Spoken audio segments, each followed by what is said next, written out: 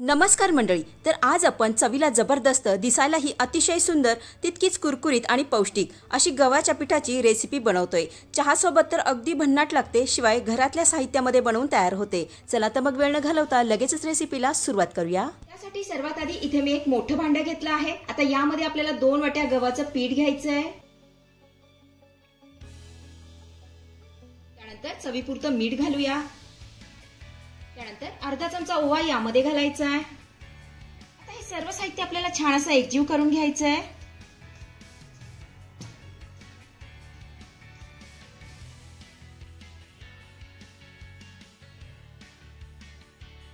आपलं सर्व साहित्य छान असं एकजीव करून झालं की यामध्ये आपल्याला थोडंसं पाणी घालायचं आहे आणि याचा मऊसूत गोळा मळून घ्यायचा आहे.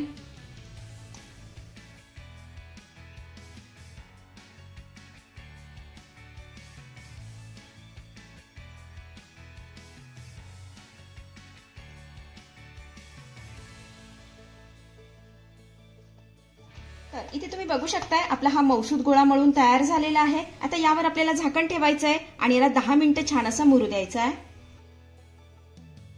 त्यानंतर इथं मी 1 वाटी मोड आलेले मूग आणि मोड आलेली मटकी घेतलेली आहे. हे बघा. त्यानंतर ही मटकी आणि मूग मी स्वच्छ धुवून घेतली आहेत. आपण आता हे मिक्सरच्या भांड्यामध्ये काढून घेऊया. त्यानंतर यामध्ये आपल्याला 3 ते 4 हिरव्या मिरच्या घालायच्या. त्यानंतर 4 ते 5 लसूण पाकळ्या यामध्ये घालायच्या आणि अर्धा चमचा जिरे घालायचंय. आता यामध्ये आपल्याला पाणी न घालता त्याला दरदरीत असं वाटून घ्यायचंय. तर इथे तुम्ही बघू शकताय आपलं सर्व साहित्य छान असं दरदरीत असं वाटून झालेलं आहे. हे बघा. आपण आता हे एका भांड्यामध्ये काढून घेऊया.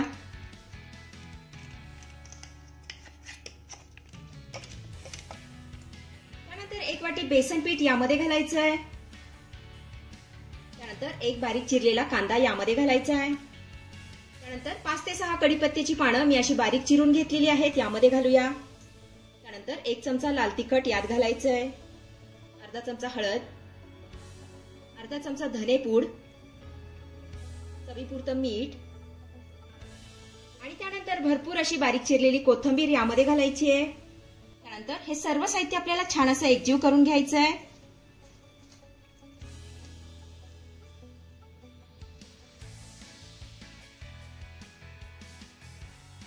इथे तुम्ही बघू शकताय आपलं सर्व साहित्य छान असं एकजीव करून झालेलं आहे. आता यामध्ये आपल्याला अगदी थोडंसं पाणी घालायचंय आणि याचं मिश्रण तयार करून घ्यायचंय.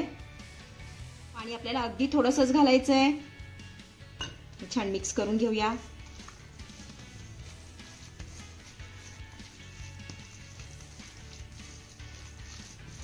इथे तुम्ही बघू शकताय आपलं हे मिश्रण बनवून तयार झालेलं आहे. खूप जास्त घट्ट नाही किंवा खूप जास्त पातळ नाहीये. हे बघा. अशा पद्धतीने आपल्याला हे मिश्रण तयार करून ठेवायचंय. आपण आता हे थोड्या वेळासाठी बाजूला ठेवूया. 10 मिनिटांनंतर इथे तुम्ही बघू शकताय आपलं पीठ देखील छान असं मुरलेलं आहे. याला पुन्हा छान असं एकजीव करून घ्यायचंय.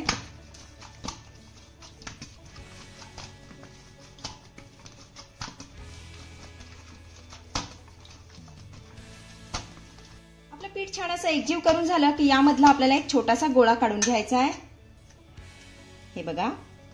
त्यानंतर याला हातावर छान असा गोल करून घ्यायचा आहे. त्यानंतर याला सुक्या पिठामध्ये बुडवून चपातीप्रमाणे लाटून घ्यायचा आहे. तर मंडळी, तुम्हाला वंदना किचन मराठी व्हॉट्सअप ग्रुपला ॲड व्हायचं असेल तर व्हॉट्सअप ग्रुपची लिंक मी कमेंट बॉक्समध्ये पिन केली आहे. त्यामुळे ग्रुपमध्ये येणाऱ्या नवीन रेसिपी सर्वात आधी तुम्हाला दिसतील. ग्रुपची लिमिट मर्यादित असल्यामुळे लवकरात लवकर ग्रुपला जॉईन व्हा. तर इथे आपला हा गोळा छान असा लाटून झालेला आहे. मी खूप जास्त जाड नाही किंवा खूप जास्त पातळ नाहीये. हे बघा. अगदी चपातीप्रमाणे याला लाटून घेतलेलं आहे. आता यावर आपल्याला हे मिश्रण तयार केलेलं लावून घ्यायचंय. हे मिश्रण मी हातानेच लावून घेतेय, म्हणजे छान सगळ्या बाजूने लागलं जाईल. हे बघा. अशा पद्धतीने याला लावून घ्यायचंय.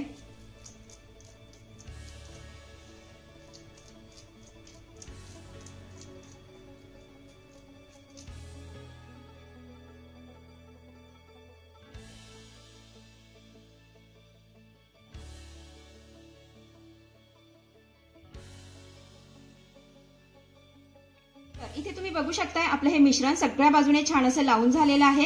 त्यानंतर याची आपल्याला अशी गुंडाळी करून घ्यायची आहे. हे बघा. अशा पद्धतीने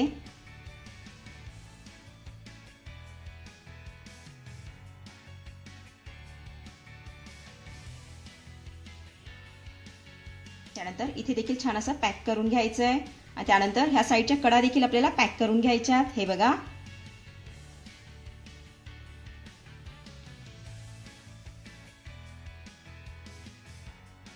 तर इथे आपली ही वडी बनवून तयार झालेली आहे. आता अशाच पद्धतीने आपण सगळ्या वड्या तयार करून घेऊया.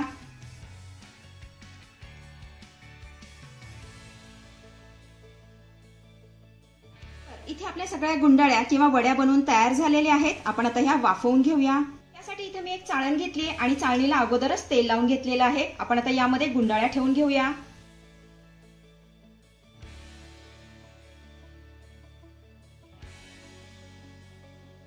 त्यानंतर कढईमध्ये मी पाणी गरम करण्यासाठी ठेवलं होतं. पाणी देखील आपलं छान असं गरम झालेलं आहे. आता यामध्ये आपल्याला ही चाळणी ठेवून घ्यायची आहे. त्यानंतर यावर आपल्याला झाकण ठेवायचं आहे. गॅसची फ्लेम मीडियम करायची आहे आणि मीडियम फ्लेम वरती आपल्याला वड्या 10 ते 12 मिनिटं छान अशा वाफवून घ्यायच्या. 10 ते 12 मिनिटं झालेली आहेत. यावरचं झाकण काढूया. त्यानंतर यामध्ये आपल्याला सुरीचं टोक घालून बघायचं आहे. हे बघा, सुरीच्या टोकाला कुठेही मिश्रण लागलेलं नाहीये, म्हणजे आपल्या ह्या गुंडाळ्या छान अशा वाफवून झालेल्या आहेत. आपण आता गॅस बंद करूया आणि ह्या गुंडाळ्या पूर्णपणे थंड करून घेऊया. तर इथे तुम्ही बघू शकताय आपल्या गुंडाळ्या छान अशा थंड झालेल्या आहेत. हे बघा, आपण आता याच्या वड्या कट करून घेऊया.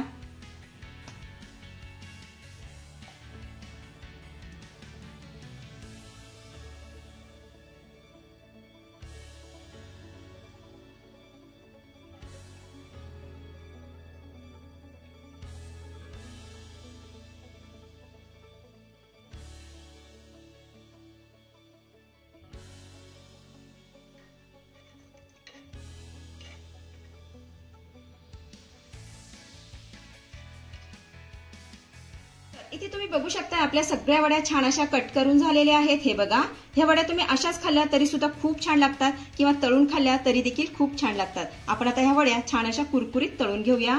त्यासाठी कढईमध्ये तेल सुद्धा आपलं छान असं गरम झालेलं आहे. आता यामध्ये आपल्याला वड्या सोडून तळून घ्यायच्या.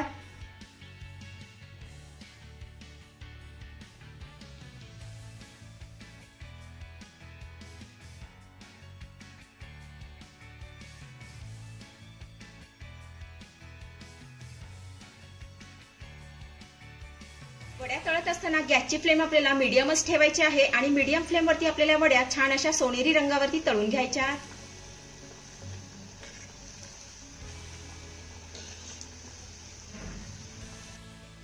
तर इथे तुम्ही बघू शकताय आपल्या वड्यांना छान असा सोनेरी रंग आलेला आहे. वड्या कुरकुरीतही झालेल्या आहेत. आपल्या ह्या वड्या छान अशा तळून झाल्यात. आपण आता ह्या काढून घेऊया. आता अशाच पद्धतीने आपण सगळ्या वड्या तळून घेऊया.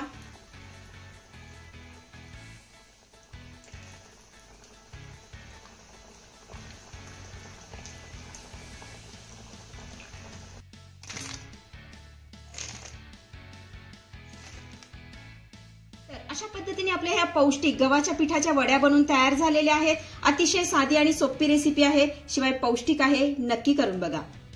तर मंडळी, आजची रेसिपी तुम्हाला कशी वाटली, आवडली असेल तर मला कमेंट करून सांगायला अजिबात विसरू नका. आणि हो, सर्वात महत्त्वाचं म्हणजे खाली असलेलं सबस्क्राईबचं बटन दाबून शेजारीच असलेलं घंटीचं बटन दाबून ऑलवर क्लिक करा, जेणेकरून येणाऱ्या माझ्या नवनवीन रेसिपींचं नोटिफिकेशन सर्वात आधी तुम्हाला दिसेल. धन्यवाद.